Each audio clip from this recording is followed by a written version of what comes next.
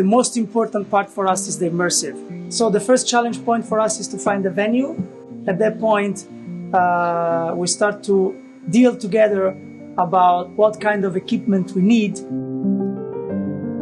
Once we know the dimensions of the room, basically the layout of the building, that's when I come in with deciding how many projectors, where we're going to place the projectors, the types of projectors we're going to use, and then following on that, all the control hardware as well. We use the V811T. We tried several brands, and this is just the one we ended up with that was reliable, and we like the size as well on it. The extender is simple, so even in case of a failure, it's easy for us just to say, okay, just unplug two simple cable, put it back on a new one. There's no programming, there's nothing, and we are sure that it's going to run pretty much easily. We have two different main rooms that are more technology-wise. Is the immersive, where we use a bright sign player, we use the ATEN extender, and then we have the barcode projectors. So the good things is that three of them, they talk each other easily using the HDBaseT protocol.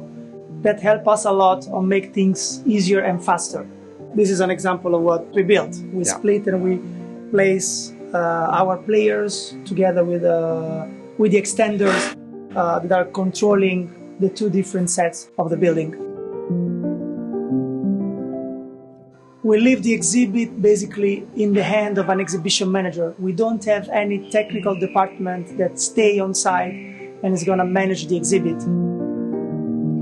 For us, the main advantage of using HDBaseT, in the rare cases that hardware fails, we can easily reach this on the floor. Depending on the city, we do 2 weeks of setup. So yeah, the easier it is to work with the equipment and basically use the same sections of the plan, but in a different layout. It helps a lot to realize the 2 weeks of full setup. The system is not like a standard exhibition, so we try to make things as standard as possible. Run straight line, Ethernet, and we know that it's gonna work.